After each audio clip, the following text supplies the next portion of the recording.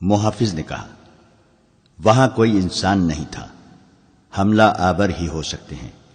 اگر گھوڑے 8 تھے تو وہ بھی 8 ہی ہوں گے۔ چھاپا ماروں کی تعداد زیادہ نہیں ہو سکتی۔ نائب سالار نے کہا، ہم انشاءاللہ انہیں پکڑ لیں گے۔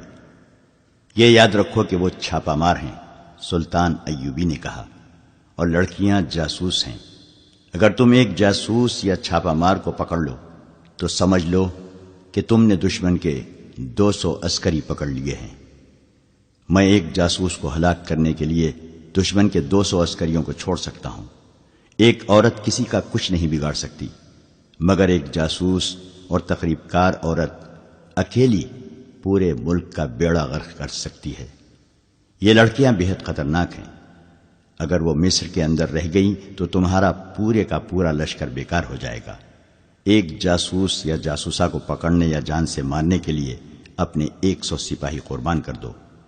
یہ سودا پھر بھی سستا ہے۔ چھاپا مار اگر نہ پکڑے جائیں تو مجھے پرواہ نہیں۔ ان لڑکیوں کو ہر قیمت پر پکڑنا ہے۔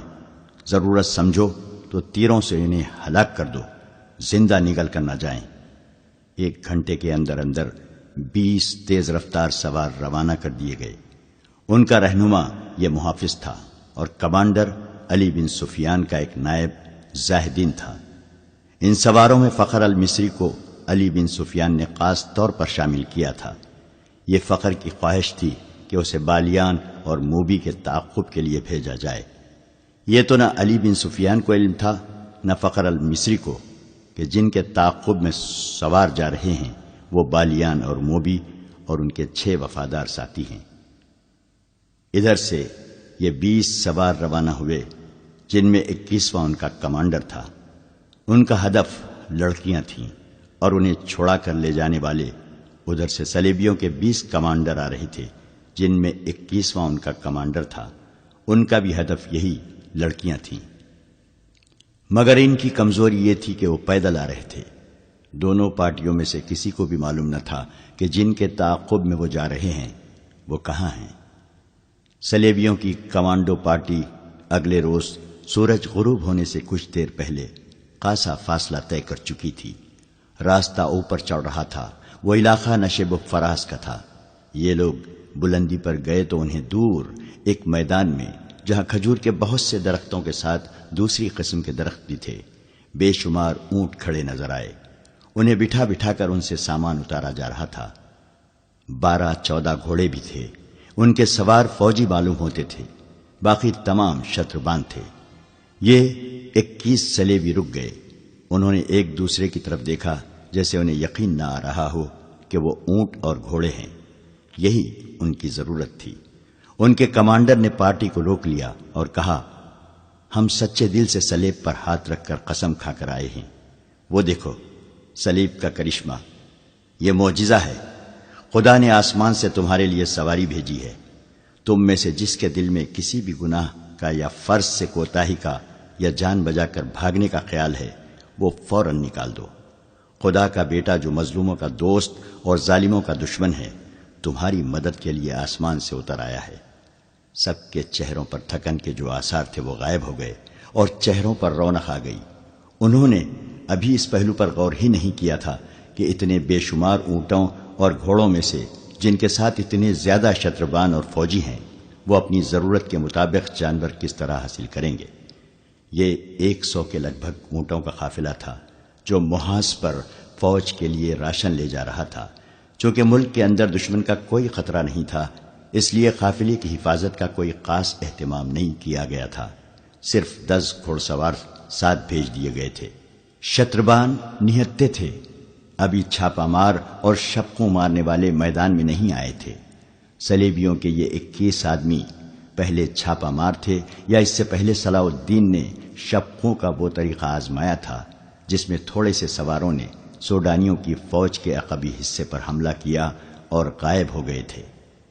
اس وار کرو اور بھاگو کے طریقے جنگ کی کامیابی کو دیکھتے ہوئے سلطان ایوبی نے تیز رفتار، ذہین اور جسمانی لحاظ سے غیر معمولی طور پر صحت مند عسکریوں کے دستے تیار کرنے کا حکم دیا تھا، اور دشمن کے ملک میں لڑاکا جاسوس بھیجنے کی اسکیم بھی تیار کر لی تھی۔ لیکن سلیبیوں کو ابھی شبقوں اور چھاپوں کی نہیں سوجھی تھی۔ کسی نجی قافلے کو ڈاکو بعض اوقات لوٹ لیا کرتے تھے۔ سرکاری قافلے ہمیشہ محفوظ رہتے تھے، اسی لیے فوجوں کے رسد کے قافلے بے خوف و خطر رواں دواں رہتے تھے۔ اس سے پہلے بھی اسی محاذ کے لیے 2 بار رسد کے قافلے جا چکے تھے اور اسی علاقے سے گزرے تھے، لہذا حفاظتی اقدامات کی ضرورت نہیں سمجھی جاتی تھی۔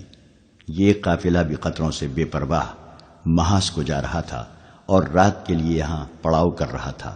اس سے تھوڑی ہی دور قافلے کے لیے بہت بڑا خطرہ آ رہا تھا۔ سلیبی کمانڈر نے اپنی پارٹی کو ایک نشیب میں بٹھا لیا اور 2 آدمیوں سے کہا کہ وہ جا کر یہ دیکھیں کہ قافلے میں کتنے اونٹ، کتنے گھوڑے، کتنے مسلح آدمی اور قطرے کیا کیا ہیں۔ پھر وہ رات کو حملہ کرنے کی اسکیم بنانے لگا۔ ان کے پاس ہتھیاروں کی کمی نہیں تھی، جذبے کی بھی کمی نہیں تھی۔ ہر ایک آدمی جان پر کھیلنے کو تیار تھا۔ نصف شب سے بہت پہلے وہ 2 آدمی واپس آئے جو قافلے کو قریب سے دیکھنے گئے تھے۔ انہوں نے بتایا کہ قافلے کے ساتھ 10 مسلح سوار ہیں جو ایک ہی جگہ سوئے ہوئے ہیں۔ گھوڑے الگ بندھے ہیں، شتربان ٹولیوں میں بٹ کر سوئے ہوئے ہیں۔ سامان میں زیادہ تر بوریاں ہیں۔ شتربانوں کے پاس کوئی ہتھیار نہیں۔ یہ بڑی اچھی معلومات تھی، کام مشکل نہیں تھا۔ قافلے والے گہری نیند سوئے ہوئے تھے۔ 10 عسکریوں کی آنکھ بھی نہ کھلی کہ تلواروں اور خنجروں نے انہیں کاٹ کر رکھ دیا۔ سلیبی چھاپا ماروں نے یہ کام اتنی خاموشی اور آسانی سے کر لیا کہ بیشتر شتربانوں کی آنکھ ہی نہ کھلی، اور جن کی آنکھ کھلی وہ سمجھ ہی نہ پائے کہ یہ کیا ہو رہا ہے۔ جس کے منہ سے آواز نکلی وہ اس کی زندگی کی آخری آواز ثابت ہوئی۔ چھاپا ماروں نے شتربانوں کو ہراساں کرنے کے لیے چیخنا شروع کر دیا۔ سوئے ہوئے شتربان گھبرا اور بڑبڑا کر اٹھے، اونٹ بھی بدک کر اٹھنے لگے۔ سلیبیوں نے شتربانوں کا قتل عام شروع کر دیا۔ بہت تھوڑے بھاگ سکے۔ سلیبی کمانڈر نے چلا کر کہا، یہ مسلمانوں کا راشن ہے، تباہ کر دو، اونٹوں کو بھی ہلاک کر دو۔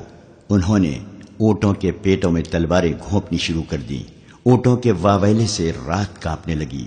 کمانڈر نے گھوڑے دیکھے، 12 تھے، 10 سواروں کے لیے اور 2 فالتو۔ اس نے 9 اونٹ الگ کر لیے۔ سورج طلوع ہوا تو پڑاؤ کا منظر بڑا بھیانک تھا۔ بے شمار لاشیں بکھری ہوئی تھیں، بہت سے اونٹ مر چکے تھے، کئی تڑپ رہے تھے، کچھ ادھر ادھر بھاگ گئے تھے، ہر طرف خون ہی خون تھا۔ جدھر نگاہ جاتی تھی اونٹ مرے ہوئے یا تڑپتے نظر آتے تھے۔ راشن کی بوریاں پھٹی ہوئی تھیں، آٹا اور کھانے کا دیگر سامان خون میں بکھرا ہوا تھا۔ 12 کے 12 گھوڑے غائب تھے اور وہاں کوئی زندہ انسان موجود نہیں تھا۔ چھاپا مار دور نکل گئے، ان کی سواری کی ضرورت پوری ہو گئی تھی۔ اب وہ تیز رفتاری سے اپنے شکار کو ڈھونڈ سکتے تھے۔ شکار دور نہیں تھا۔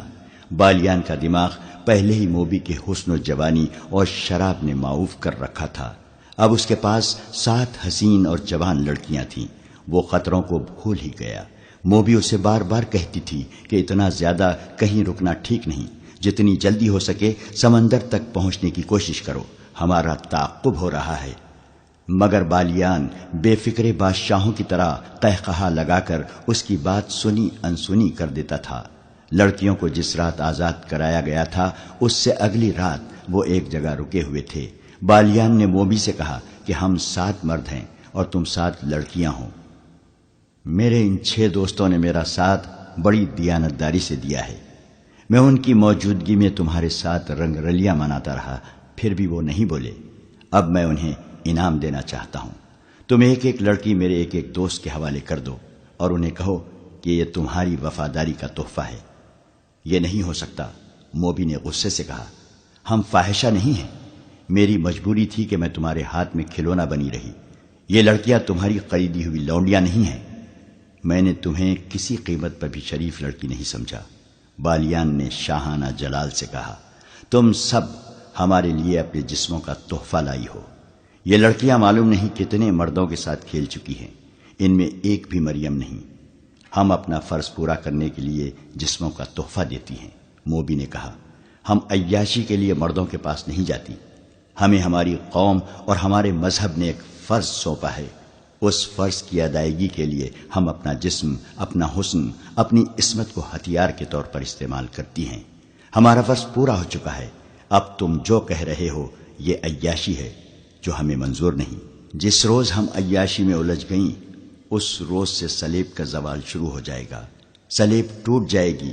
ہم اپنی عصمت کے شیشے کو توڑ دیتی ہیں تاکہ سلیب نہ ٹوٹے۔ ہمیں ٹریننگ دی گئی ہے کہ ایک مسلمان سربراہ کو تباہ کرنے کے لیے 10 مسلمانوں کے ساتھ راتیں بسر کرنا جائز ہے اور کار ثواب ہے۔ مسلمانوں کی ایک مذہبی پیشوا کو اپنے جسم سے ناپاک کرنے کو ہم ایک عظیم کار خیر سمجھتی ہیں۔ تو اس کا مطلب یہ ہوا کہ تم سلیب کی بقا کے لیے مجھے استعمال کر رہی ہو۔ بالیان کے احساسات آہستہ آہستہ جاگنے لگے۔ کیا تم مجھے سلیب کا محافظ بنانا چاہتی ہو؟ کیا تم ابھی تک شک میں ہو؟ موبی نے کہا، تم نے سلیب کے ساتھ کیوں دوستی کی ہے؟ سلطان صلاح الدین ایوبی کی حکمرانی سے آزاد ہونے کے لیے۔ بالیان نے کہا، سلیب کی حفاظت کے لیے نہیں۔ میں مسلمان ہوں لیکن اس سے پہلے میں سوڈانی ہوں۔ میں سب سے پہلے سلیبی ہوں۔ موبی نے کہا، عیسائی ہوں اور اس کے بعد اس ملک کی بیٹی ہوں جہاں میں پیدا ہوئی تھی۔ موبی نے اس کا ہاتھ اپنے ہاتھ میں لے کر کہا، اسلام کوئی مذہب نہیں، اسی لیے تم اپنے ملک کو اس پر ترجیح دے رہے ہو۔ یہ تمہاری نہیں، تمہارے مذہب کی کمزوری ہے۔ تم میرے ساتھ سمندر پار چلو تو میں تمہیں اپنا مذہب دکھاؤں گی، تم اپنے مذہب کو بھول جاؤ گے۔ میں اس مذہب پر لعنت بھیجوں گا جو اپنی بیٹیوں کو غیر مردوں کے ساتھ راتیں بسر کرنے اور شراب پینے پلانے کو ثواب کا کام سمجھتا ہے۔ بالیان اچانک بیدار ہو گیا۔ اس نے کہا، تم نے اپنی عصمت مجھ سے نہیں لٹائی بلکہ میری عصمت لوٹی ہے۔ میں نے تمہیں نہیں بلکہ تم نے مجھے کھلونا بنائے رکھا ہے۔ ایک مسلمان کا ایمان خریدنے کے لیے عصمت کوئی زیادہ قیمت نہیں۔ لڑکی نے کہا، میں نے تمہاری عصمت نہیں لوٹی، تمہارا ایمان خریدا ہے، مگر تمہیں راستے میں بھٹکتا ہوا چھوڑ کر نہیں جاؤں گی۔ تمہیں ایک عظیم روشنی کی طرف لے جا رہی ہوں جہاں تمہیں اپنا مستقبل اور اپنی عاقبت ہیروں کی طرح چمکتی نظر آئے گی۔ میں اس روشنی میں نہیں جاؤں گا۔ بالیان نے کہا، دیکھو بالیان، موبی نے کہا، مرد، جنگجو مرد وعدے اور سودے سے پھرا نہیں کرتے۔ تم میرا سودا قبول کر چکے ہو۔ میں نے تمہارا ایمان خرید کر شراب میں ڈبو دیا ہے اور تمہیں منہ مانگی قیمت دی ہے۔ اتنے دنوں سے تمہاری لونڈی اور بے نکاحی بیوی بنی ہوئی ہوں۔ اس سودے سے پھرو نہیں، ایک کمزور لڑکی کو دھوکہ نہ دو۔ تم نے مجھے وہ عظیم روشنی یہیں دکھا دی ہے جو تم مجھے سمندر پار لے جا کر دکھانا چاہتی ہو۔ بالیان نے کہا، مجھے اپنا مستقبل اور اپنی عاقبت ہیروں کی طرح چمکتی نظر آنے لگی ہے۔ موبی نے کچھ کہنے کی کوشش کی تو بالیان گرج کر کہا، خاموش رہو لڑکی۔ صلاح الدین ایوبی میرا دشمن ہو سکتا ہے لیکن میں اس رسول کا دشمن نہیں ہو سکتا جس کا صلاح الدین ایوبی نام لیوا ہے۔ میں اس رسول کے نام پر مصر اور سوڈان کو قربان کر سکتا ہوں۔ اس کے عظیم اور مقدس نام پر میں صلاح الدین ایوبی کے آگے ہتھیار ڈال سکتا ہوں۔ میں تم کو کئی بار کہہ چکی ہوں کہ شراب کم پیا کرو۔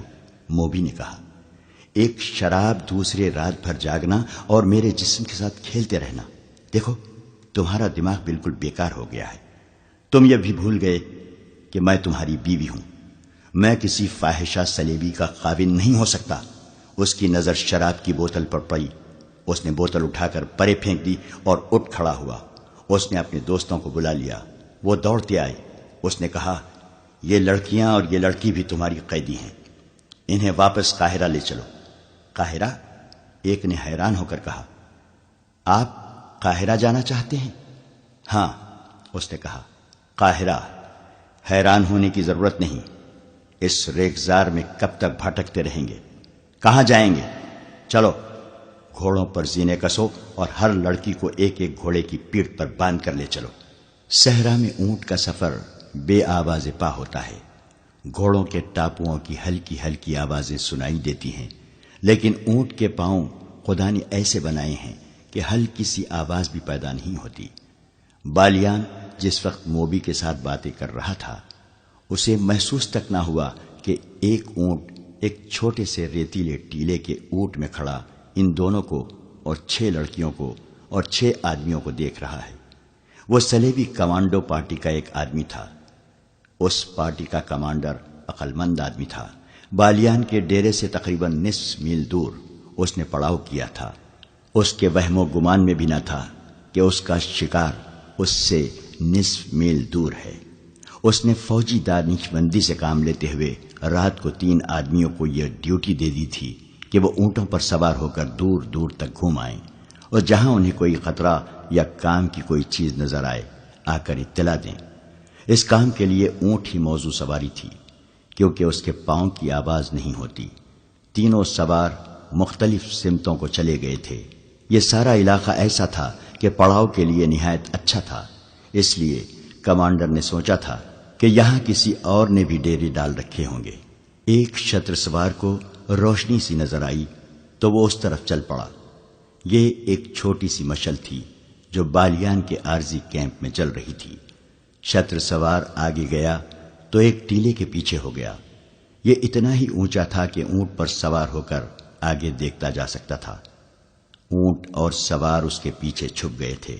اسے ہلکی ہلکی روشنی میں لڑکیاں نظر آئیں جو بالیان کے فوجی دوستوں کے ساتھ گپ شپ لگا رہی تھیں۔ ان سے کچھ دور ایک اور لڑکی ایک آدمی کے ساتھ باتیں کرتی نظر آئی۔ ذرا پرے بہت سے گھوڑے بندھے ہوئے تھے۔ ان میں وہ گھوڑے بھی تھے جو ان لوگوں نے قیدیوں کے محافظوں کو قتل کر کے حاصل کیے تھے۔ سلیبی شتر سوار نے اونٹ کو موڑا، کچھ دور آہستہ آہستہ چلا اور پھر اونٹ دوڑا دیا۔ اونٹ کے لیے نصف میل کا فاصلہ کچھ بھی نہیں تھا۔ سوار نے اپنی پارٹی کو خوشخبری سنائی کہ شکار ہمارے قدموں میں ہے۔ کمانڈر نے ایک لمحہ بھی ضائع نہ کیا، شتر سوار سے ہدف کی تفصیل پوچھی اور پارٹی کو پیدل چلا دیا۔ گھوڑوں کے قدموں کی آواز سے شکار چوکنا ہو جانے کا خطرہ تھا۔ جس وقت یہ پارٹی بالیان کے ڈیرے تک پہنچی، بالیان حکم دے چکا تھا کہ ایک ایک لڑکی کو گھوڑے کی پیٹھ پر باندھ دو۔ اس کے دوست حیرت زدہ ہو کر بالیان کو دیکھ رہے تھے کہ اس کا دماغ خراب ہو گیا ہے۔ انہوں نے اس کے ساتھ بحث شروع کر دی اور وقت ضائع ہوتا رہا۔ بالیان نے انہیں بڑی مشکل سے قائل کیا کہ وہ جو کچھ کہہ رہا ہے ہوش ٹھکانے رکھ کر کہہ رہا ہے اور قاہرہ چلے جانے میں ہی مصلحت اور عافیت ہے۔ لڑکیاں پریشانی کے عالم میں اسے دیکھ رہی تھیں۔ بالیان کے آدمیوں نے گھوڑوں پر زینے ڈالی اور لڑکیوں کو پکڑ لیا۔ اچانک ان پر آفت ٹوٹ پڑی۔ بالیان نے بلند آواز سے بار بار کہا، ہم ہتھیار ڈالنا چاہتے ہیں، لڑکیوں کو قاہرہ لے جا رہے ہیں۔ وہ حملہ آوروں کو سلطان ایوبی کے فوجی سمجھ رہا تھا، لیکن ایک خنجر نے اس کے دل میں اتر کر اسے خاموش کر دیا۔ اس کے دوست اتنے زیادہ آدمیوں کے ایسے اچانک حملے کا مقابلہ نہ کر سکے، سنبھلنے سے پہلے ہی ختم ہو گئے۔ سلیبیوں کا چھاپا کامیاب تھا، لڑکیاں آزاد ہو چکی تھیں۔ چھاپا مار انہیں فوراً اپنی جگہ لے گئے۔ انہوں نے کمانڈر کو پہچان لیا، وہ بھی ان کی پارٹی کا جاسوس تھا۔ انہوں نے رات وہیں بسر کرنے کا فیصلہ کیا اور پہرے کے لیے 2 سنتری کھڑے کر دیے جو ڈیرے کے ارد گرد گھومنے لگے۔ سلطان ایوبی کے بھیجے ہوئے سوار اس جگہ سے ابھی دور تھے جہاں سے قیدی لڑکیاں بالیان کے آدمیوں نے رہا کرائی تھیں۔ رات کو بھی چلے جا رہے تھے، تعاقب میں وقت ضائع کرنا نہیں چاہتے تھے۔ راہنما ان کے ساتھ تھا، وہ راستہ اور جگہ بھولا نہیں تھا۔ وہ انہیں اس جگہ لے گیا جہاں ان پر حملہ ہوا تھا۔ ایک مشل جلا کر دیکھا گیا، وہاں رابن اور اس کے ساتھیوں کی لاشیں اور ان کے محافظوں کی لاشیں پڑی تھیں۔ یہ چیری پھاڑی اور کھائی ہوئی تھیں۔ اس وقت بھی صحرائی لومڑیاں اور گیدڑ انہیں کھا رہے تھے۔ سواروں کو دیکھ کر یہ درندے بھاگ گئے۔ دن کے وقت انہیں گدھ کھاتے رہے تھے۔ محافظ اپنے کمانڈر کو اس جگہ لے گیا جہاں سے اس نے گھوڑا کھولا تھا۔ وہاں سے مشل کی روشنی میں زمین دیکھی گئی، گھوڑوں کے قدموں کے نشان نظر آ رہے تھے اور سمت کی نشاندہی کر رہے تھے جدھر یہ گئے تھے، مگر رات کے وقت ان نشانیوں کو دیکھ دیکھ کر چلنا بہت مشکل تھا۔ وقت ضائع ہونے کا اور بھٹک جانے کا ڈر تھا۔ رات کو وہیں قیام کیا گیا۔ سلیبی پارٹی کے کیمپ میں سب جاگ رہے تھے، وہ بہت خوش تھے۔ کمانڈر نے فیصلہ کیا تھا کہ صحرا کی تاریکی میں بحر روم کی طرف روانہ ہو جائیں گے۔ اس وقت میگنانا ماریوس نے کہا کہ مقصد ابھی پورا نہیں ہوا، صلاح الدین ایوبی کو قتل کرنا باقی ہے۔ کمانڈر نے کہا کہ یہ اس صورت میں ممکن تھا کہ وہ لڑکیوں کے پیچھے قاہرہ چلے جاتے۔ اب وہ قاہرہ سے بہت دور ہیں، اس لیے قتل کی مہم ختم کی جاتی ہے۔ یہ میری مہم ہے جسے موت کے سوا کوئی ختم نہیں کر سکتا۔ میگنانا ماریوس نے کہا، میں نے صلاح الدین ایوبی کو قتل کرنے کا حلف اٹھایا تھا۔ مجھے ایک ساتھی اور ایک لڑکی کی ضرورت ہے۔ یہ فیصلہ مجھے کرنا ہے کہ ہمیں کیا کرنا ہے۔ کمانڈر نے کہا، سب پر فرض ہے کہ میرا حکم مانے، میں کسی کے حکم کا پابند نہیں۔ میگنانا ماریوس نے کہا، تم سب خدا کے حکم کے پابند ہو۔ کمانڈر نے اسے ڈانٹ دیا۔ میگنانا ماریوس کے پاس تلوار تھی۔ وہ اٹھ کھڑا ہوا اور کمانڈر پر تلوار سونت لی۔ ان کے ساتھی درمیان میں آ گئے۔ میگنانا ماریوس نے کہا، میں خدا کا دھتکارا ہوا انسان ہوں۔ میں گناہ اور بے انصافی کے درمیان بھٹک رہا ہوں۔ کیا تم جانتے ہو مجھے 30 سالوں کے لیے قید خانے میں کیوں رکھا گیا تھا؟ 5 سال گزرے، میری ایک بہن جس کی عمر 16 سال تھی اغوا کر لی گئی تھی۔ میں غریب آدمی ہوں، میرا باپ مر چکا ہے، ماں اندھی ہے، میرے چھوٹے چھوٹے بچے ہیں۔ محنت مشقت کر کے میں ان سب کا پیٹ پالتا تھا۔ میں نے گرجے میں صلیب پر لٹکے ہوئے یسوع مسیح کے بت سے بہت دفعہ پوچھا تھا کہ میں غریب کیوں ہوں۔ میں نے کبھی کوئی گناہ نہیں کیا۔ میں دیانتداری سے اتنی محنت کرتا ہوں، مگر میرے کنبے کے پیٹ پھر بھی خالی رہتے ہیں۔ میری ماں کو خدا نے کیوں اندھا کیا ہے؟ یسوع مسیح نے مجھے کوئی جواب نہیں دیا، اور جب کنواری بہن اغوا ہو گئی تو میں نے گرجے میں جا کر کنواری مریم کی تصویر سے پوچھا تھا کہ میری کنواری بہن کے کنوارے پن پر تجھے ترس کیوں نہیں آیا؟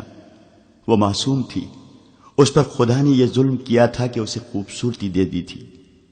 مجھے یسوع مسیح نے بھی کوئی جواب نہیں دیا، مجھے کنواری مریم نے بھی کوئی جواب نہیں دیا۔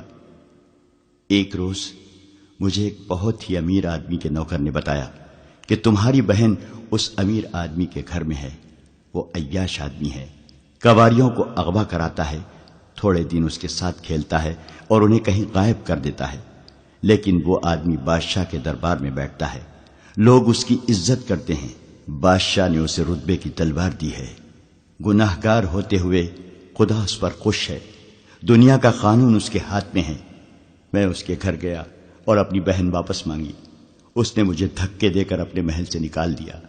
میں پھر گرجے گیا، یسوع مسیح کے بت اور کنواری مریم کی تصویر کے آگے رویا، خدا کو پکارا۔ مجھے کسی نے کوئی جواب نہیں دیا۔ میں گرجے میں اکیلا تھا۔ پادری آ گیا، اس نے مجھے ڈانٹ کر گرجے سے نکال دیا، کہنے لگا، یہاں سے تصویریں چوری ہو چکی ہیں، نکل جاؤ ورنہ پولیس کے حوالے کر دوں گا۔ میں نے حیران ہو کر اس سے پوچھا، کیا یہ خدا کا گھر نہیں ہے؟ اس نے جواب دیا، تم مجھ سے پوچھے بغیر خدا کے گھر میں کیسے آئے؟ اگر گناہوں کی معافی مانگنی ہے تو میرے پاس آؤ، اپنا گناہ بیان کرو، میں خدا سے کہوں گا کہ تمہیں بخش دے۔ تم خدا سے براہ راست کوئی بات نہیں کر سکتے، جاؤ نکلو یہاں سے۔ اور میرے دوستو، مجھے خدا کے گھر سے نکال دیا گیا۔ وہ ایسے لہجے میں بول رہا تھا کہ سب پر سناٹا طاری ہو گیا۔ لڑکیوں کے آنسو نکل آئے۔ صحرا کی رات کے سکوت میں اس کی باتوں کا تاثر سب پر طلسم بن کر طاری ہو گیا۔ وہ کہہ رہا تھا، میں پادری کو، یسوع مسیح کے بت کو، کنواری مریم کی تصویر کو اور اس خدا کو جو مجھے گرجے میں نظر نہیں آیا، شک کی نظروں سے دیکھتا نکل گیا۔ گھر گیا تو اندھی ماں نے پوچھا، میری بچی آئی ہے یا نہیں؟ میری بیوی نے پوچھا، میرے بچوں نے پوچھا۔ میں بھی بت اور تصویر کی طرح چپ رہا، مگر میرے اندر سے ایک طوفان اٹھا اور میں باہر نکل گیا۔ میں سارا دن گھومتا پھر رہا تھا۔ شام کے وقت میں نے ایک خنجر خریدا اور دریا کے کنارے ٹہلتا رہا۔ رات اندھیری ہو گئی اور بہت دیر بعد میں ایک طرف چل پڑا۔ مجھے اس محل کی بتیاں نظر آئیں جہاں میری بہن قید تھی۔ میں بہت تیز چل پڑا اور اس محل کے پچھواڑے چلا گیا۔ میں اتنا چالاک اور ہوشیار آدمی نہیں تھا، لیکن مجھ میں چالاکی آ گئی۔ میں پچھلے دروازے سے اندر چلا گیا۔ محل کے کسی کمرے میں شور شرابہ تھا، شاید لوگ شراب پی رہے تھے۔ میں ایک کمرے میں داخل ہوا تو ایک نوکر نے مجھے روکا۔ میں نے خنجر اس کے سینے پر رکھ دیا اور اپنی بہن کا نام بتا کر پوچھا، کہ وہ کہاں ہے؟ نوکر مجھے اندر کی سیڑھیوں سے اوپر لے گیا اور ایک کمرے میں داخل کر کے کہا کہ یہاں ہے۔ میں اندر گیا تو میرے پیچھے دروازہ بند ہو گیا۔ کمرہ خالی تھا۔ دروازہ کھلا اور بہت سے لوگ اندر آ گئے۔ ان کے پاس تلواریں اور ڈنڈے تھے۔ میں نے کمرے کی چیزیں اٹھا کر ان پر پھینکنی شروع کر دی۔ بہت توڑ پھوڑ کی۔ انہوں نے مجھے پکڑ لیا، مجھے مارا پیٹا اور میں بے ہوش ہو گیا۔ ہوش میں آیا تو میں ہتھکڑیوں اور بیڑیوں میں جکڑا ہوا تھا۔ میرے خلاف الزام یہ تھے کہ میں نے ڈاکہ ڈالا، بادشاہ کے درباری کا گھر برباد کیا اور 3 آدمیوں کو قتل کی نیت سے زخمی کیا۔ میری فریاد کسی نے نہ سنی اور مجھے 30 سال سزائے قید دے کر قید خانے کے جہنم میں پھینک دیا۔ ابھی 5 سال پورے ہوئے ہیں۔ میں انسان نہیں رہا۔ تم قید خانے کی سختیاں نہیں جانتے۔ دن کے وقت مویشیوں جیسا کام لیتے ہیں اور رات کو کتوں کی طرح زنجیر ڈال کر کوٹریوں میں بند کر دیتے ہیں۔ مجھے کچھ معلوم نہیں تھا کہ میری اندھی ماں زندہ ہے یا مر چکی۔ بیوی بچوں کا بھی پتہ نہ تھا۔ مجھے خطرناک ڈاکو سمجھ کر کسی سے ملنے نہیں دیا جاتا تھا۔ میں ہر وقت سوچتا رہتا تھا کہ خدا سچا ہے یا میں سچا ہوں۔ سنا تھا کہ خدا بے گناہوں کو سزا نہیں دیتا، مگر مجھے خدا نے کس گناہ کی سزا دی تھی؟ میرے بچوں کو کس گناہ کی سزا دی تھی؟ میں 5 سال اسی الجھن میں مبتلا رہا۔ کچھ دن گزرے، فوج کے 2 افسر قید خانے میں آئے۔ وہ اس کام کے لیے جس پر ہم آئے ہوئے ہیں آدمی تلاش کر رہے تھے۔ میں اپنے آپ کو پیش نہیں کرنا چاہتا تھا کیونکہ یہ بادشاہوں کے لڑائی جھگڑے تھے۔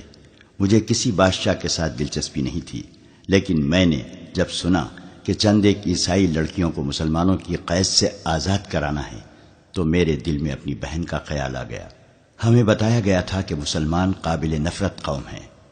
میں نے یہ ارادہ کیا کہ میں عیسائی لڑکیوں کو مسلمانوں کی قید سے آزاد کراؤں گا تو خدا اگر سچا ہے تو میری بہن کو اس ظالم عیسائی کے پنجے سے چھڑا دے گا۔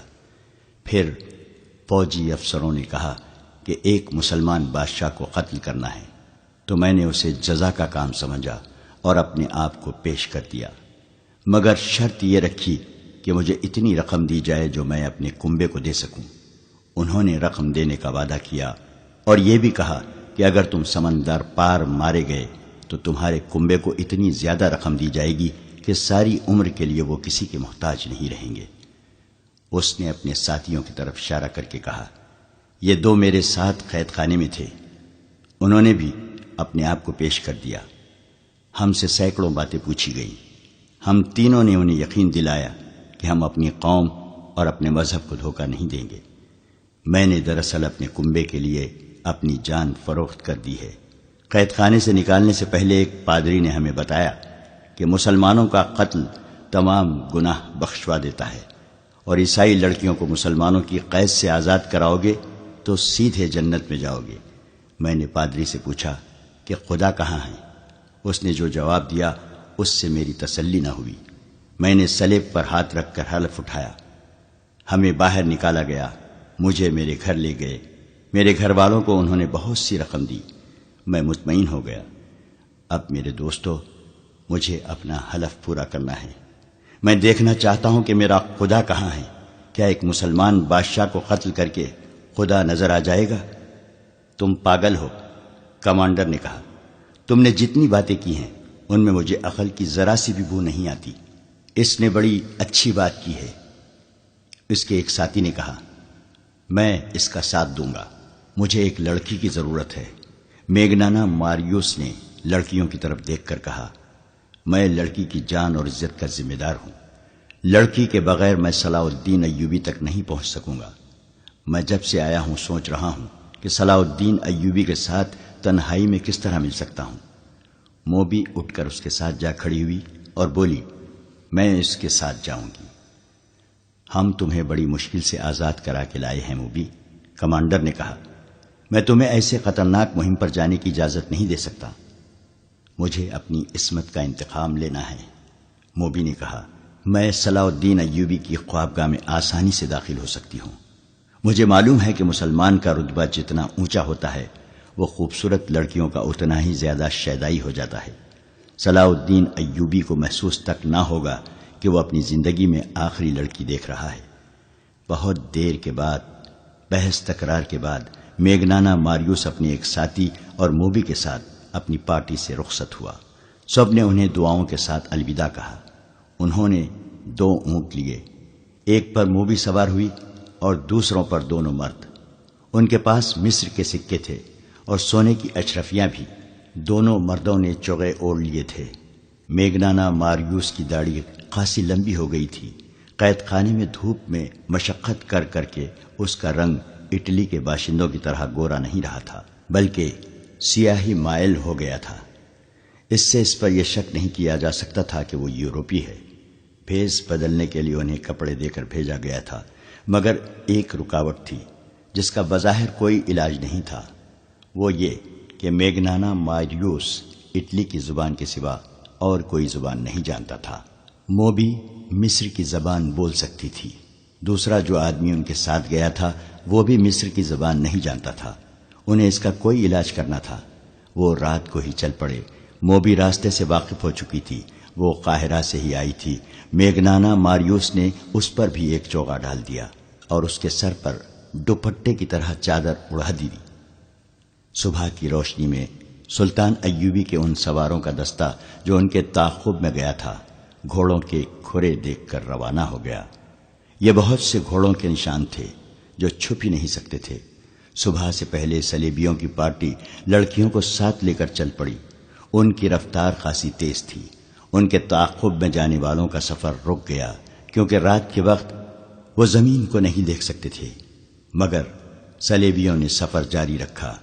وہ آدھی رات کے وقت پڑاؤ کرنا چاہتے تھے۔ وہ بہت جلدی میں تھے۔ صبح کے دھندلکے میں صلیبی جو آدھی رات کے وقت رکے تھے چل پڑے۔ ان کے تعاقب میں جانے والوں کی پارٹی صبح کی روشنی میں روانہ ہوئی۔ میگنانا ماریوس نے عقل مندی کی تھی کہ وہ اونٹوں پر گیا تھا۔ اونٹ بھوک اور پیاس کی پرواہ نہیں کرتا، رکے بغیر گھوڑے کی نسبت بہت زیادہ سفر کر لیتا ہے۔ اس سے میگنانا ماریوس کا سفر تیزی سے طے ہو رہا تھا۔ سورج غروب ہونے میں ابھی بہت دیر تھی جب انہیں لاشیں نظر آئیں۔ علی بن سفیان کے نائب نے بالیان کی لاش پہچان لی۔ اس کا چہرہ سلامت تھا۔ اس کے قریب اس کے 6 دوستوں کی لاشیں پڑی تھیں۔ گدھوں اور درندوں نے زیادہ تر گوشت کھا لیا تھا۔ سوار حیران تھے کہ یہ کیا معاملہ ہے۔ خون بتاتا تھا کہ انہیں مرے ہوئے زیادہ دن نہیں گزرے۔ اگر یہ بغاوت کی رات مرے ہوتے تو خون کا نشان نہ ہوتا اور ان کی صرف ہڈیاں رہ جاتی۔ یہ ایک معمہ تھا جسے کوئی نہ سمجھ سکا۔ وہاں سے پھر گھوڑوں کے نشان چلے۔ سواروں نے گھوڑے دوڑا دیے۔ نصف میل تک گئے تو اونٹوں کے پاؤں کے نشان بھی نظر آئے۔ وہ بڑھتے ہی چلے گئے۔ سورج غروب ہوا تو بھی نہیں رکے کیونکہ اب مٹی کے اونچے نیچے ٹیلوں کا علاقہ شروع ہو گیا تھا جس میں ایک راستہ بل کھاتا ہوا گزرتا تھا۔ اس کے علاوہ وہاں سے گزرنے کا اور کوئی راستہ نہیں تھا۔ صلیبی اسی راستے سے گزر رہے تھے اور بحیرہ روم کی طرف چلے جا رہے تھے۔ ٹیلوں کا علاقہ دور تک پھیلا ہوا تھا۔ وہاں سے تعاقب کرنے والے نکلے تو رک گئے کیونکہ آگے ریتیلا میدان آ گیا تھا۔ صبح کے وقت چلے تو کسی نے کہا کہ سمندر کی ہوا آنے لگی ہے۔ سمندر دور نہیں تھا مگر صلیبی ابھی تک نظر نہیں آئے تھے۔ راستے میں ایک جگہ کھانے کے بچے کچے ٹکڑوں سے پتہ چلا کہ رات یہاں کچھ لوگ رکے تھے۔ گھوڑے بھی یہاں باندھے گئے تھے۔ پھر یہ گھوڑے وہاں سے چلے۔ زمین کو دیکھ کر تعاقب کرنے والوں نے گھوڑوں کو ایڑیں لگا دی۔ سورج اپنا سفر طے کرتا گیا اور آگے نکل گیا۔ گھوڑوں کو ایک جگہ آرام دیا گیا، پانی پلایا اور یہ دستہ روانہ ہو گیا۔ سمندر کی ہوائیں تیز ہو گئی تھیں اور ان میں سمندر کی بو صاف محسوس ہوتی تھی۔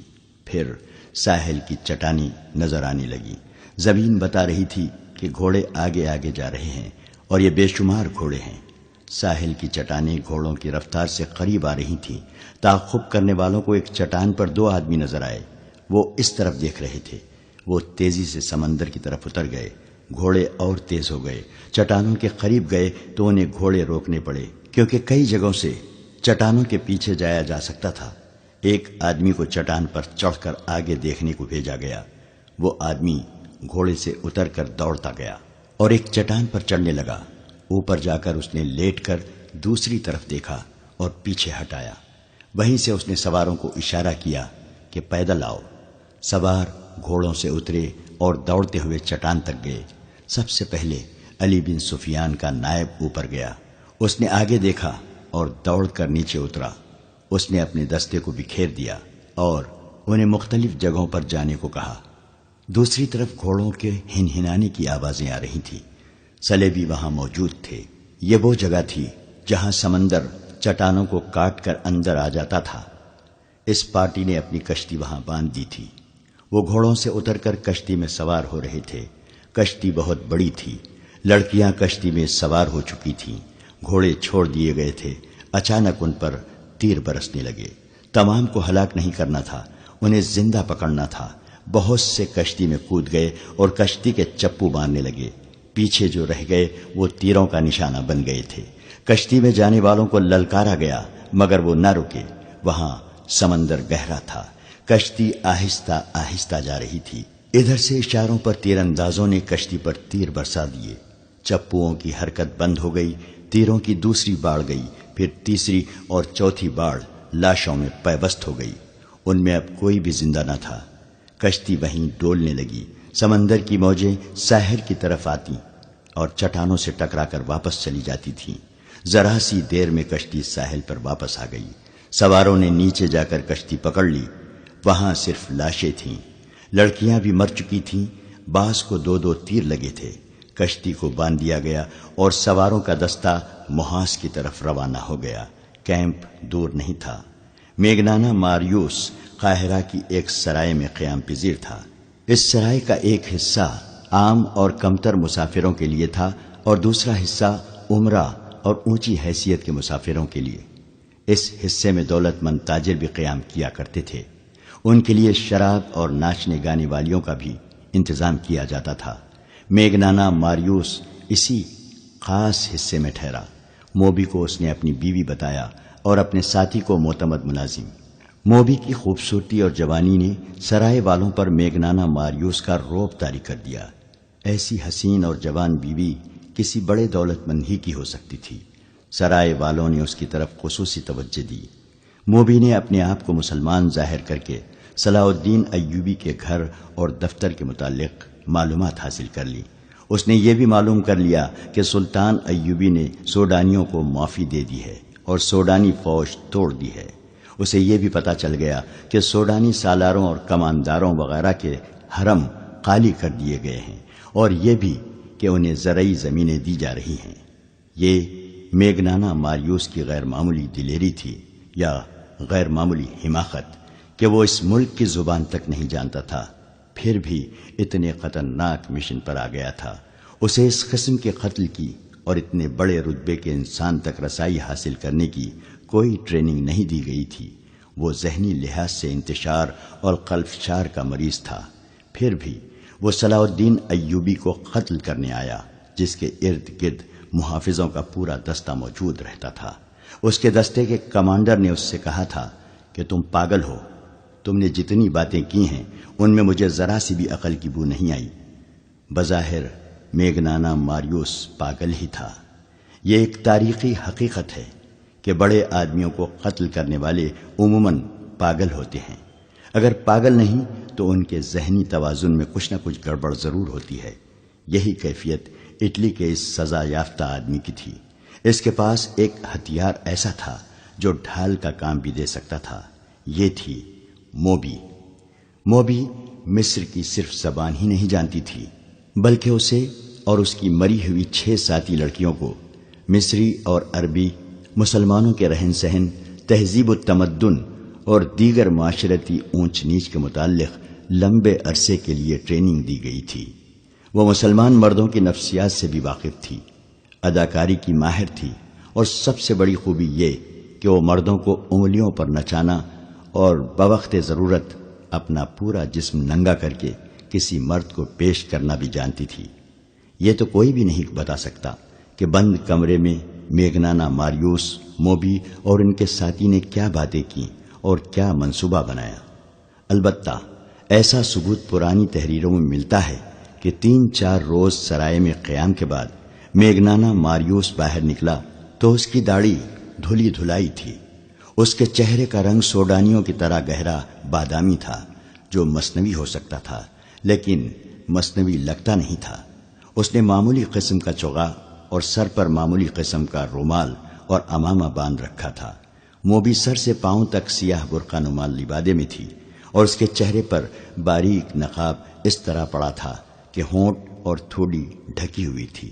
پیشانی تک چہرہ ننگا تھا، پیشانی پر اس کے بھورے ریشمی بال پڑے ہوئے تھے اور اس کا حسن ایسا نکھرا ہوا تھا کہ راہ جاتے لوگ رک کر دیکھتے تھے۔ ان کا ساتھی معمولی سے لباس میں تھا جس سے پتہ چلتا تھا کہ نوکر ہے۔ سرائے کے باہر دو نہایت اعلیٰ نسل کے گھوڑے کھڑے تھے۔ یہ سرائے والوں نے میگنانا ماریوس کے لیے اجرت پر منگوائے تھے، کیونکہ اس نے کہا تھا کہ وہ اپنی بیوی کے ساتھ سیر کے لیے جانا چاہتا ہے۔ میگنانا ماریوس اور موبی گھوڑوں پر سوار ہو گئے اور جب گھوڑے چلے تو ان کا ساتھی نوکروں کی طرح پیچھے پیچھے چل پڑا۔ صلاح الدین ایوبی اپنے نائبین کو سامنے بٹھائے سوڈانیوں کے متعلق احکامات دے رہا تھا۔ وہ یہ کام بہت جلدی ختم کرنا چاہتا تھا، کیونکہ اس نے فیصلہ کر لیا تھا کہ سلطان زنگی کی بھیجی ہوئی فوج مصر کی نئی فوج اور وفادار سوڈانیوں کو ساتھ ملا کر ایک فوج بنائے گا اور فوری طور پر یروشلم پر چڑھائی کرے گا۔ بحر روم کی شکست کے بعد جبکہ سلطان زنگی نے فرینکوں کو بھی شکست دے دی تھی، ایک لمبے عرصے تک صلیبیوں کے سنبھلنے کا کوئی امکان نہیں تھا۔ ان کے سنبھلنے سے پہلے ہی سلطان ایوبی ان سے یروشلم چھین لینے کا منصوبہ بنا چکا تھا۔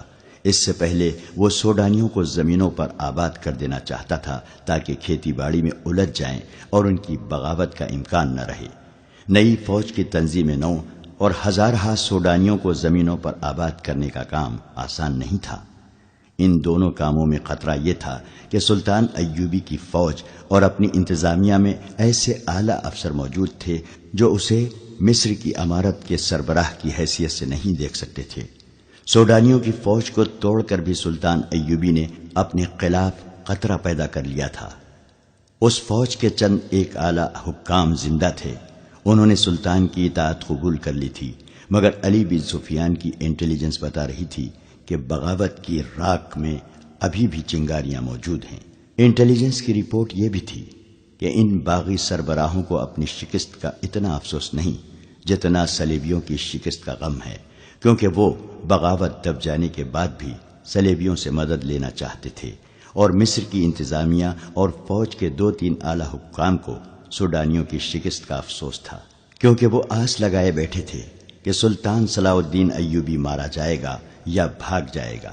یہ ایمان فروشوں کا ٹولہ تھا، لیکن سلطان ایوبی کا ایمان مضبوط تھا۔ اس نے مخالفین سے واقف ہوتے ہوئے بھی ان کے خلاف کوئی کارروائی نہ کی، ان کے ساتھ نرمی سے اور خلوص سے پیش آتا رہا۔ کسی محفل میں اس نے ان کے خلاف کوئی بات نہ کی، اور جب کبھی اس نے ماتحتوں سے اور فوج سے خطاب کیا تو ایسے الفاظ کبھی نہ کہے کہ میں اپنے مخالفین کو مزہ چکھا دوں گا۔ کبھی دھمکی آمیز یا طنزیہ الفاظ استعمال نہیں کیے، البتہ ایسے الفاظ اکثر اس کے منہ سے نکلتے تھے۔ اگر کسی ساتھی کو ایمان بیچتا دیکھو تو اسے روکو، اسے یاد دلاؤ کہ وہ مسلمان ہے، اس کے ساتھ مسلمانوں جیسا سلوک کرو تاکہ وہ دشمن کے اثر سے آزاد ہو جائے۔ لیکن در پردہ وہ مخالفین کی سرگرمیوں سے باخبر رہتا تھا۔ علی بن سفیان کا محکمہ بہت ہی زیادہ مصروف ہو گیا تھا۔ سلطان ایوبی کو زیر زمین سیاست کی اطلاعیں باقاعدگی سے دی جا رہی تھیں۔ اب اس کے محکمے کی ذمہ داری اور زیادہ بڑھ گئی تھی۔ محافظوں اور شتربانوں کے قتل کی اطلاع بھی قاہرہ آ چکی تھی۔ اس سے پہلے جاسوسوں کا گروہ جس میں لڑکیاں بھی تھیں، محافظوں سے نامعلوم افراد نے آزاد کرا لیا تھا۔ ان 2 واقعات نے یہ ثابت کر دیا تھا کہ ملک میں صلیبی جاسوس اور چھاپہ مار موجود ہیں، اور یہ بھی ظاہر ہوتا تھا کہ انہیں یہاں کے باشندوں کی پشت پناہی اور پناہ حاصل ہے۔ ابھی یہ اطلاع نہیں پہنچی تھی کہ چھاپہ ماروں اور لڑکیوں کے عین اس وقت ختم کر دیا گیا ہے جب وہ کشتی میں سوار ہو رہے تھے۔ چھاپہ ماروں کے سرگرمیوں کو روکنے کے لیے فوج کے 2 دستے سارے علاقے میں گشت کے لیے گزشتہ شام روانہ کر دیے گئے اور انٹیلیجنس کے نظام کو اور زیادہ وسیع کر دیا گیا تھا۔ صلاح الدین ایوبی قدرے پریشان بھی تھا۔ وہ کیا عزم لے کے مصر میں آیا تھا، اور اب سلطنت اسلامیہ کے استحکام اور وسعت کے لیے اس نے کیا کیا منصوبے بنا لیے تھے، مگر اس کے خلاف زمین کے اوپر سے بھی اور زمین کے نیچے سے بھی ایسا طوفان اٹھا تھا کہ اس کے منصوبے لرزنے لگے تھے۔ اسے پریشانی یہ تھی کہ مسلمان کی تلوار مسلمان کی گردن پر لٹک رہی تھی۔ ایمان کا نیلام ہونے لگا تھا۔ سلطنت اسلامیہ کی خلافت بھی سازشوں کے جال میں الجھ کر سازشوں کا حصہ اور آلائے کار بن گئی تھی۔ زن اور زر نے عرب کی سرزمین کو ہلا ڈالا تھا۔ سلطان ایوبی اس سے بھی بے خبر نہیں تھا کہ اسے قتل کرنے کی سازشیں ہو رہی تھیں، لیکن اس پر بھی وہ کبھی پریشان نہیں ہوا تھا۔ کہا کرتا تھا کہ میری جان اللہ کے ہاتھ میں ہے، اس کی ذات باری کو جب زمین پر میرا وجود بیکار لگے گا تو مجھے اٹھا لے گا، لہذا اس نے اپنے طور پر اپنی حفاظت کا کبھی فکر نہیں کیا تھا۔ یہ تو اس کی فوجی انتظامیہ کا بندوبست تھا کہ اس کے ارد گرد محافظوں کے دستے اور انٹیلیجنس کے آدمی موجود رہتے تھے، اور علی بن سفیان تو اس معاملے میں بہت چوکس تھا۔ ایک تو یہ اس کی ڈیوٹی تھی، دوسرے یہ کہ وہ سلطان ایوبی کو اگر پیغمبر نہیں تو اپنا پیر و مرشد ضرور سمجھتا تھا۔ اس روز سلطان ایوبی نائبین کو احکامات اور ہدایت دے رہا تھا جب 2 گھوڑے اس کے محافظ دستے کی بنائی ہوئی ہت پر رکے۔ انہیں محافظوں کے کمانڈر نے روک لیا تھا۔ سوار میگنانا ماریوس اور موبی تھے۔ وہ گھوڑوں سے اترے تو گھوڑوں کی باگیں ان کی ساتھی نے تھام لی۔ موبی نے کمانڈر سے کہا کہ وہ اپنے باپ کو ساتھ لائی ہے، سلطان ایوبی سے ملنا ہے۔ کمانڈر نے میگنانا ماریوس سے بات کی اور ملاقات کی، وجہ پوچھی۔ میگنانا ماریوس نے جیسے اس کی بات سنی ہی نہ ہو، وہ یہ زبان سمجھتا ہی نہیں تھا۔ موبی نے اپنا نام اسلامی بتایا تھا۔ اس نے کمانڈر سے کہا، اس سے بات کرنا بیکار ہے، یہ گونگا اور بہرا ہے۔ ملاقات کا مقصد ہم سلطان کو یا اس کے کسی بڑے افسر کو بتائیں گے۔ علی بن سفیان باہر ٹہل رہا تھا۔ اس نے میگنانا ماریوس اور موبی کو دیکھا تو ان کے پاس آ گیا۔ اس نے السلام علیکم کہا تو موبی نے وعلیکم السلام کہا۔ کمانڈر نے اسے بتایا کہ یہ سلطان سے ملنا چاہتے ہیں۔ علی بن سفیان نے میگنانا ماریوس سے ملاقات کی وجہ پوچھی تو موبی نے اس سے بھی کہا کہ یہ میرا باپ ہے، گونگا اور بہرا ہے۔ علی بن سفیان نے انہیں بتایا کہ سلطان ابھی بہت مصروف ہیں، فارغ ہو جائیں گے تو ان سے ملاقات کا وقت لیا جائے گا۔ اس نے کہا، آپ ملاقات کا مقصد بتائیں، ہو سکتا ہے کہ آپ کا کام سلطان سے بغیر ملے ہی ہو جائے۔ سلطان چھوٹی چھوٹی شکایتوں کے لیے ملاقات کا وقت نہیں نکال سکتے، متعلقہ محکمہ از خود ہی شکایت رفع کر دیا کرتا ہے۔ کیا سلطان ایوبی اسلام کی ایک مظلوم بیٹی کی فریاد سننے کے لیے وقت نہیں نکال سکیں گے؟ موبی نے کہا، مجھے جو کچھ کہنا ہے میں انہی سے کہوں گی، مجھے بتائے بغیر آپ سلطان سے نہیں مل سکتی۔ علی بن سفیان نے کہا، میں سلطان تک آپ کی فریاد پہنچاؤں گا، وہ ضروری سمجھیں گے تو آپ کو اندر بلا لیں گے۔ علی بن سفیان نے انہیں اپنے کمرے میں لے گیا۔ موبی نے شمالی علاقے کے کسی قصبے کا نام لے کر کہا، 2 سال گزرے، سوڈانی فوج وہاں سے گزری، میں بھی لڑکیوں کے ساتھ فوج دیکھنے کے لیے باہر آ گئی۔ ایک کماندار نے اپنا گھوڑا موڑا اور میرے پاس آ کر میرا نام پوچھا۔ میں نے بتایا تو اس نے میرے باپ کو بلایا، اسے پرے لے جا کر کوئی بات کی۔ کسی نے کماندار سے کہا کہ یہ گونگا اور بہرا ہے۔ کماندار چلا گیا۔ شام کے بعد 4 سوڈانی فوجی ہمارے گھر آئے اور مجھے زبردستی اٹھا کر لے گئے اور کماندار کے حوالے کر دیا۔ اس کا نام بالیان ہے۔ وہ مجھے اپنے ساتھ لے آیا اور حرم میں رکھ لیا۔ اس کے پاس 4 اور لڑکیاں تھیں۔ میں نے اس سے کہا کہ میرے ساتھ باقاعدہ شادی کر لے، لیکن اس نے مجھے شادی کے بغیر ہی بیوی بنائے رکھا۔ 2 سال اس نے مجھے اپنے پاس رکھا۔ سوڈانی فوج نے بغاوت کی تو بالیان چلا گیا، معلوم نہیں مارا گیا ہے یا قید میں ہے۔ آپ کی فوج اس کے گھر میں آئی اور ہم سب لڑکیوں کو یہ کہہ کر گھر سے نکال دیا کہ تم سب آزاد ہو۔ میں اپنے گھر چلی گئی۔ میرے باپ نے شادی کرنی چاہی تو سب نے مجھے قبول کرنے سے انکار کر دیا۔ کہتے ہیں کہ یہ حرم کی چچوڑی ہوئی ہڈی ہے، وہاں لوگوں نے میرا جینا حرام کر دیا ہے۔ ہم سرائے میں ٹھہرے ہیں، سنا تھا کہ سلطان سوڈانیوں کو زمینیں اور مکان دے رہے ہیں۔ مجھے آپ بالیان کی داشتہ یا اس کی بیوی سمجھ کر یہاں زمین اور مکان دے دیں تاکہ میں اس قصبے سے نکل آؤں، ورنہ میں خودکشی کر لوں گی یا گھر سے بھاگ کر کہیں طوائف بن جاؤں گی۔ اگر آپ کو زمین سلطان سے ملے بغیر مل جائے تو سلطان سے ملنے کی کیا ضرورت ہے؟ علی بن سفیان نے کہا۔ ہاں، موبی نے کہا، پھر بھی ملنے کی ضرورت ہے۔ اسے آپ عقیدت بھی کہہ سکتے ہیں۔ میں سلطان کو صرف یہ بتانا چاہتی ہوں کہ اس کی سلطنت میں عورت کھلونا بنی ہوئی ہے۔ دولت مندوں اور حاکموں کے ہاں شادی کا رواج ختم ہو گیا ہے۔ خدا کے لیے عورت کی عصمت کو بچاؤ اور عورت کی عظمت بحال کر دو۔ سلطان سے یہ کہہ کر شاید میرے دل کو سکون آ جائے گا۔ میگنانا ماریوس اس طرح خاموش بیٹھا رہا جیسے اس کے کان میں کوئی بات نہیں پڑ رہی۔ علی بن سفیان نے موبی سے کہا کہ سلطان کو اجلاس سے فارغ ہونے دیں، پھر ان سے ملاقات کی اجازت لی جائے گی۔ یہ کہہ کر علی بن سفیان باہر نکل گیا۔ وہ بہت دیر بعد آیا اور کہا کہ وہ سلطان سے اجازت لینے جا رہا ہے۔ وہ سلطان ایوبی کے کمرے میں چلا گیا اور خاصی دیر بعد آیا۔ اس نے موبی سے کہا کہ اپنے باپ کو سلطان کے پاس لے جاؤ۔ اس نے انہیں سلطان ایوبی کا کمرہ دکھا دیا۔ کمرے میں داخل ہونے سے پہلے دونوں نے باہر کی طرف دیکھا۔ وہ غالباً قتل کے بعد وہاں سے نکلنے کا راستہ دیکھ رہے تھے۔ سلطان کمرے میں اکیلا تھا۔ اس نے دونوں کو بٹھایا اور موبی سے پوچھا، کیا تمہارا باپ پیدائشی گونگا اور بہرا ہے؟ ہاں سلطان محترم، موبی نے جواب دیا، یہ اس کا پیدائشی نقص ہے۔ سلطان ایوبی بیٹھا نہیں، کمرے میں ٹہلتا رہا اور بولا، میں نے تمہاری شکایت اور مطالبہ سن لیا ہے۔ مجھے تمہارے ساتھ پوری ہمدردی ہے۔ میں تمہیں یہاں زمین بھی دوں گا، مکان بھی بنوا دوں گا۔ سنا ہے تم کچھ اور بھی مجھ سے کہنا چاہتی ہو۔ اللہ آپ کا اقبال بلند کرے، موبی نے کہا۔ آپ کو بتا دیا گیا ہوگا کہ میرے ساتھ کوئی آدمی شادی نہیں کرتا۔ لوگ مجھے حرم کی چھچوڑی ہوئی ہڈی، فاحشہ اور بدکار کہتے ہیں، اور میرے باپ کو کہتے ہیں کہ اس نے بیٹی بیچ ڈالی تھی۔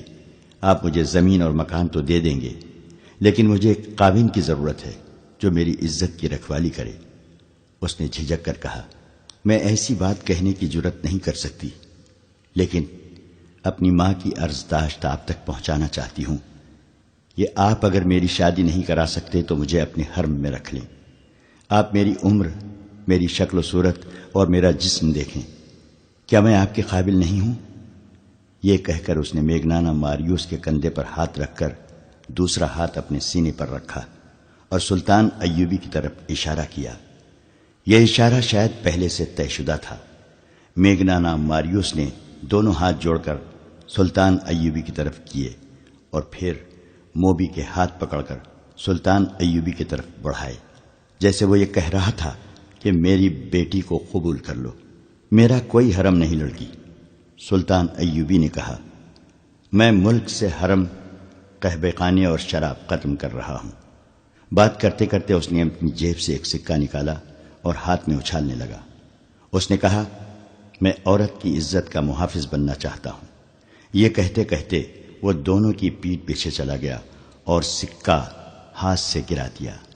ٹن کی آواز آئی تو میگنانا ماریوس نے چونک کر پیچھے دیکھا اور پھر فوراً ہی سامنے دیکھنے لگا۔ صلاح الدین ایوبی نے تیزی سے اپنے کمربند سے 1 فٹ لمبا خنجر نکال کر اس کی نوک میگنانا ماریوس کی گردن پر رکھ دی اور موبی سے کہا، یہ شخص میری زبان نہیں سمجھتا، اسے کہو کہ اپنے ہاتھ سے اپنا ہتھیار پھینک دے۔ اس نے ذرا سی بھی پسو پیش کی تو یہاں سے تم دونوں کی لاشیں اٹھائی جائیں گی۔ موبی کی آنکھیں حیرت اور خوف سے کھل گئیں۔ اس نے اداکاری کا کمال دکھانے کی کوشش کی اور کہا، میرے باپ کو ڈرا دھمکا کر آپ مجھ پر کیوں قبضہ کرنا چاہتے ہیں؟ میں تو خود ہی اپنے آپ کو پیش کر رہی ہوں۔ تم جب محاذ پر میرے سامنے آئی تھی تو تم میری زبان نہیں بولتی تھی، سلطان ایوبی نے کہا، اور خنجر کی نوک میگنانا ماریوس کی گردن پر رکھے رکھی۔ اس نے کہا، کیا تم اتنی جلدی یہاں کی زبان بولنے لگی ہو؟ اسے کہو ہتھیار فوراً باہر نکال دے۔ موبی نے اپنی زبان میں میگنانا ماریوس سے کچھ کہا تو اس نے چوغے کے اندر ہاتھ ڈال کر خنجر باہر نکالا، جو اتنا ہی لمبا تھا جتنا سلطان ایوبی کا تھا۔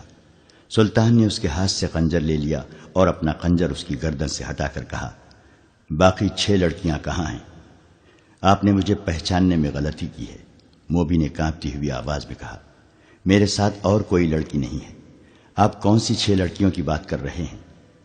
مجھے خدا نے آنکھیں دی ہیں، سلطان ایوبی نے کہا، اور خدا نے مجھے ذہن بھی دیا ہے جس میں وہ چہرے نقش ہو جاتے ہیں جنہیں ایک بار آنکھ دیکھ لیتی ہے۔ تمہارا چہرہ جو آدھا نقاب میں ہے میں نے پہلے بھی دیکھا ہے۔ تمہیں اور تمہارے اس ساتھی کو خدا نے اتنا ناقص ذہن دیا ہے کہ جس کام کے لیے تم آئے تھے تم اس قابل نہیں۔ سرائے میں تم دونوں خاوند اور بیوی تھے اور یہاں آ کر تم باپ اور بیٹی بن گئے، مگر تم ہو کچھ بھی نہیں، اور تمہارا ایک ساتھی باہر گھوڑوں کے پاس کھڑا ہے، وہ تمہارا نوکر نہیں، اسے گرفتار کر لیا گیا ہے۔ یہ کمال علی بن سفیان کا تھا۔ اسے موبی نے بتایا تھا کہ وہ سرائے میں ٹھہرے ہوئے ہیں۔ وہ ان دونوں کو اپنے کمرے میں بٹھا کر باہر نکل گیا اور گھوڑے پر سوار ہو کر سرائے میں چلا گیا تھا۔ سرائے والوں سے اس نے ان کے حلیے بتا کر پوچھا تو اسے بتایا گیا تھا کہ وہ میاں بیوی ہیں اور ان کے ساتھ ان کا نوکر ہے۔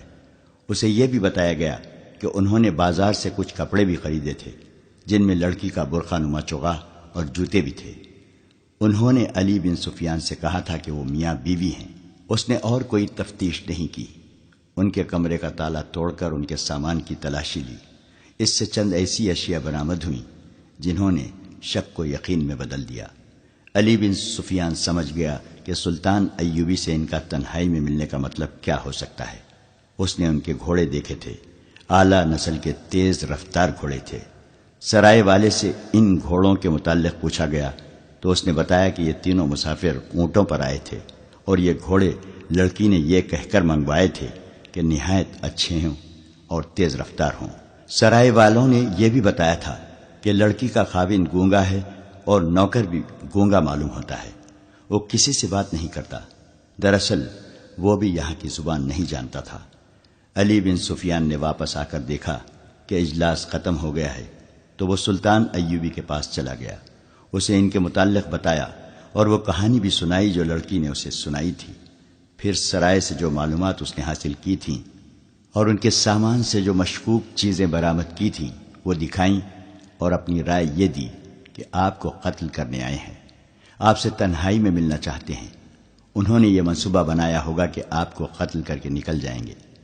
جتنی دیر میں کسی کو پتہ چلے گا اتنی دیر میں وہ تیز رفتار گھوڑوں پر سوار ہو کر شہر سے دور جا چکے ہوں گے، اور یہ بھی ہو سکتا ہے کہ یہ لوگ آپ کو اتنی خوبصورت لڑکی کے چکر میں ڈال کر خوابگاہ میں قتل کرنا چاہتے ہوں۔ سلطان ایوبی سوچ میں پڑ گیا، پھر کہا، انہیں ابھی گرفتار نہ کرو، میرے پاس بھیج دو۔